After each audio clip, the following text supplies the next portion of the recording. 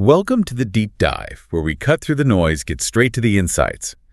Today, we're tackling a really interesting figure, Jimmy Fallon. Yeah, he's a bit of a puzzle, isn't he? Totally. You know, the guy always goofing around, the silly games that laugh. You kind of wonder if he's even playing the same late-night game as everyone else. Right. He seems to just disarm people by not taking it all so seriously. But then you look behind the curtain and bam, a $70 million empire. And that's the fascinating part. I mean, unlike a lot of late-night hosts going for the sharp political jokes or, the big viral scandal, Fallon's built something else entirely. It's like a feel-good empire, almost quietly. Built on that persona, right? Yeah. Light, goofy, maybe seems a little random. Exactly. But underneath, you realize he's actually a master tactician. Yeah. Connection, timing, he nails it. We've been calling it his smart, dumb play. It's brilliant, really. It is.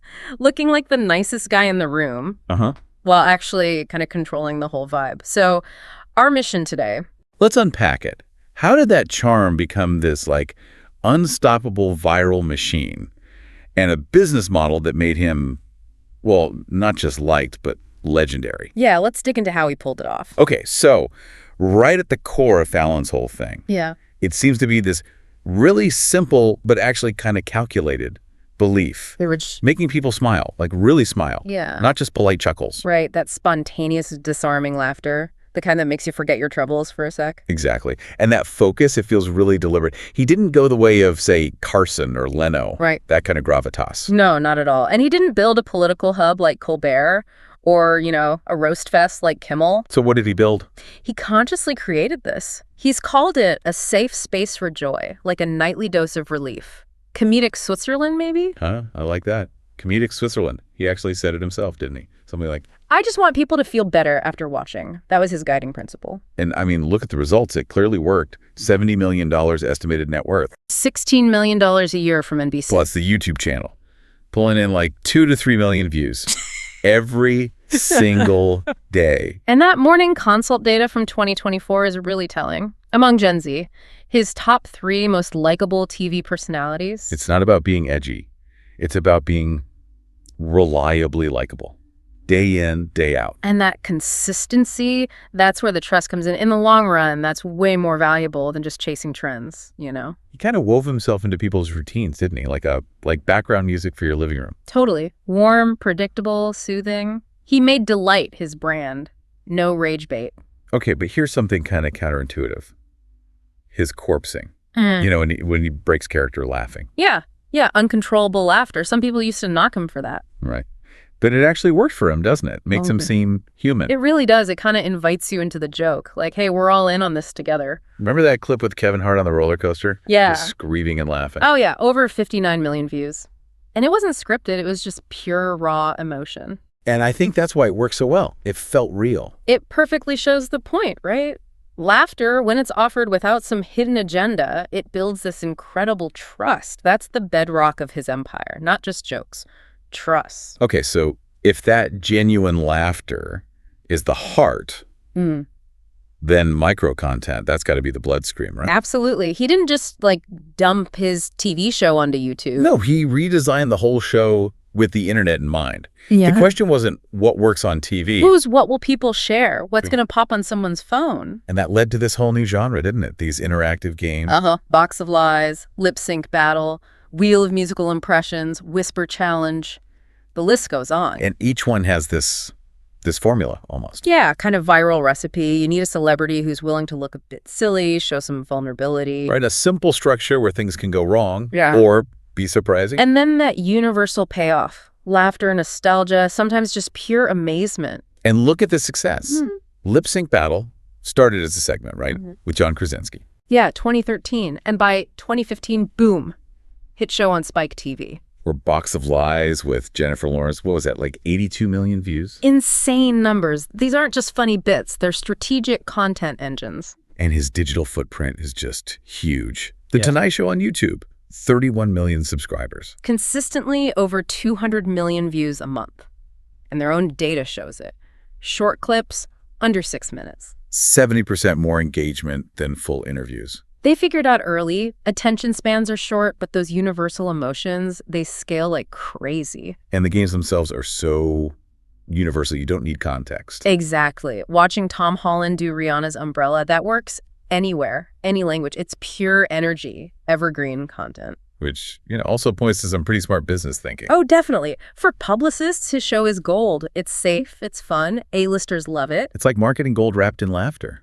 I think I read that somewhere. Yeah, Mike DiCenzo, one of the producers, said they design everything backward, not from TV scripts. But from what we think, people will text their friends. So the takeaway is pretty clear. He engineered these repeatable, scalable, super clippable emotional formats. They're kind of future-proof. He's winning the long game, one little viral clip at a time. Okay, let's shift a bit. There's something else really unique about Fallon, his whole philosophy of participation. Yeah, the audience isn't just watching, they're in it. Sometimes they are the show. He really blurs that line between the host and, well, you at home. And it comes from that core idea, right? Yeah. That people don't just want entertainment. They want to feel seen. Remember that example from March 2024, the school nurse from Ohio? Oh, that was amazing. Pulled her from the audience, Lin-Manuel Miranda improvises a whole rap about her job. And it just blew up. Yeah. 17.6 million views in like 4 days. Because the real star wasn't Lin-Manuel, it was her, a regular person. Fallon just conducted that moment, gave her the spotlight. He makes ordinary people feel like the main event. And that whole vibe extends online too, like the hashtags segment. Right. Viewers send in stories, jokes. And it creates two layers of viral stuff. The show segment itself and the hashtag trending on Twitter on TikTok. The engagement numbers are crazy, like 4 to 6 times more than regular show tweets. Yeah, and he's featured, over 350,000 user stories? Hashtag Fallon Hashtags has nearly 500 million views on TikTok. It creates this feeling of shared ownership, You feel invested. And his way of listening, laughing with people, giving them space. Yeah. That builds serious trust. It keeps people coming back. So the big insight there is he builds joy by empowering other people. The message is like, hey, you matter. Your story matters. Well, yeah. He built a massive empire by knowing exactly when to step back and let someone else have the spotlight. Okay, so if you're just casually watching Fallon, you might think he's just winging it half the time. Totally. He stumbles over words, he giggles, he loses it during the games. Laughs like he's hearing the punchline for the first time every time. But, and this is the kicker, it's all part of the plan. That's the smart, dumb play in action. It's this incredibly crafted persona, isn't it? Casual, unguarded. But underneath, he is surgically managing the emotional flow of the show. He lets others shine, pretends he's not leading. It's an illusion of spontaneity. While actually controlling every beat.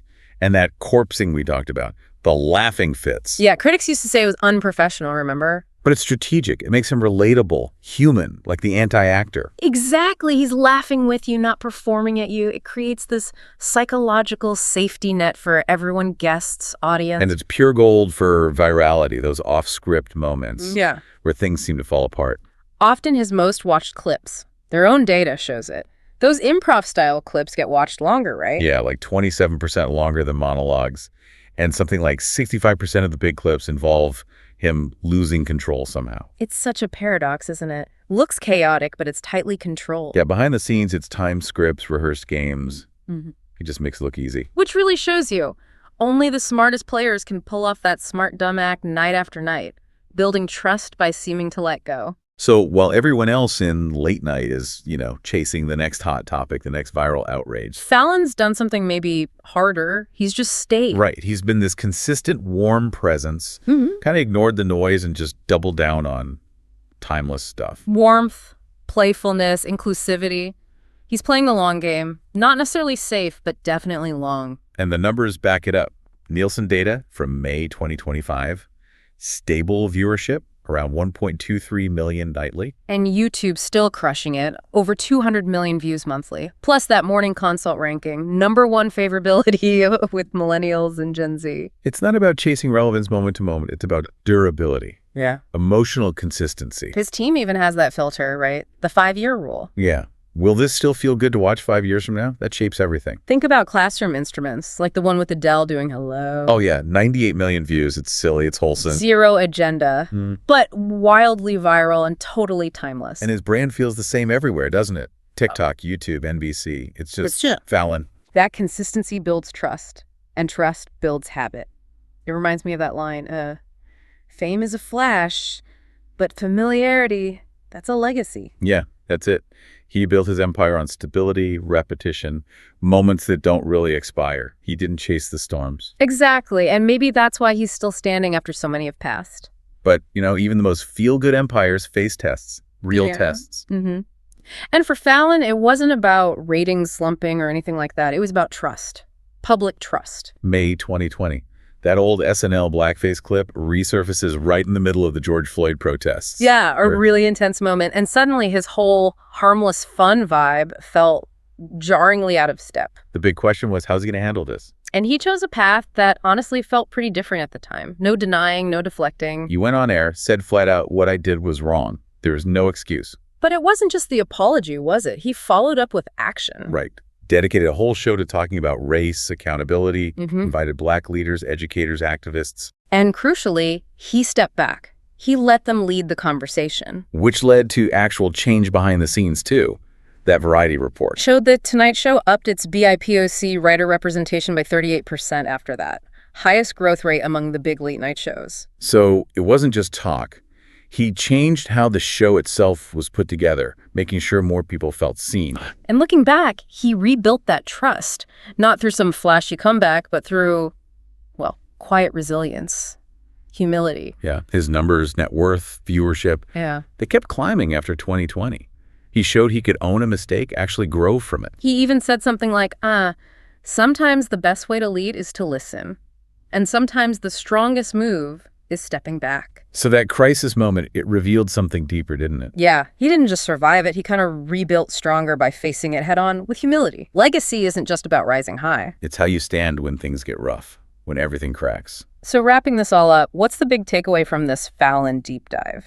I think, in a world obsessed with sharp takes and political point scoring, Jimmy Fallon made this really simple but kind of profound choice. He chose joy. Yeah, not loud, forced joy, but that quiet, steady laugh. The one you maybe didn't even know you needed. He built that unique space, right? That comedic Switzerland where guests could be silly, audiences could just feel. And likability wasn't a weakness. It was his superpower, his long game. His real empire isn't just the money, is it? It's the trust, the routine, that emotional muscle memory he built with millions. Yeah, his legacy isn't going to be loud headlines. It's in those small moments. Shared laugh, a silly game, even that humble apology.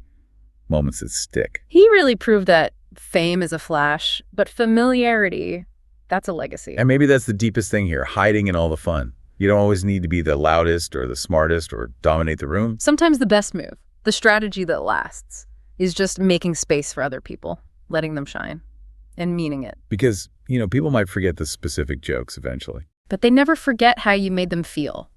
So if you've ever found yourself just laughing along with a Fallon bit or felt that kind of ease, watching a clip that just wanted you to smile. You felt it, that connection. We'd actually love to hear from you. What's your go-to Fallon moment? The one that maybe made you laugh when you really needed it, or just reminded you it's okay to be a little silly? Yeah, because it's not just about him, is it? It's about those shared moments, those stories that still make us smile.